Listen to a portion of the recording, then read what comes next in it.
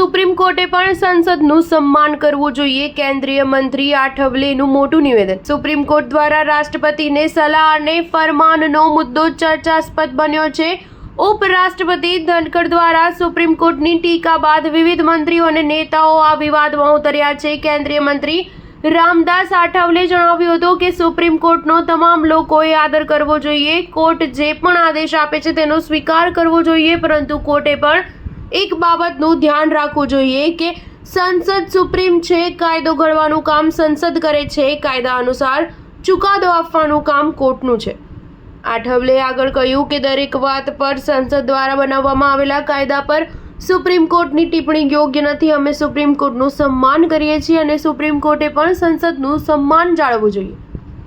ભાજપ સાંસદ નિશિકાંત દુબેના નિવેદનથી આ વિવાદમાં રાજકારણ ગરમાયું છે। નિશિકાંત દુબેએ કહ્યું હતું કે આ દેશમાં જેટલા પણ ગૃહયુદ્ધ થઈ રહ્યા છે તેના માટે જવાબદાર ચીફ જસ્ટિસ ઓફ ઇન્ડિયાના સંજીવ ખન્ના છે।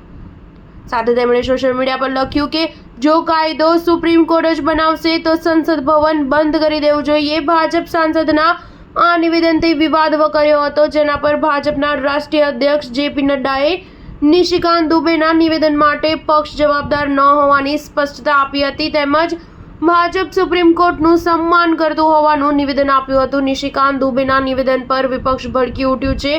ઝારખંડના મંત્રી ઇરફાન અંસારીએ નિશિકાંત દુબે વિરુદ્ધ કાર્યવાહી કરવાની માંગ કરી છે। તેમણે દુબેને લોકસભામાંથી બરતરફ કરવાની માંગ કરી છે। કોંગ્રેસના રાજ્યસભા સાંસદ દિગ્વિજયસિંહે પણ નિશિકાંત દુબે વિરુદ્ધ કાર્યવાહી કરવાની માંગ કરી છે। સ્ટાર ન્યૂઝ 7 હંમેશા સચ્ચાઈની સાથે।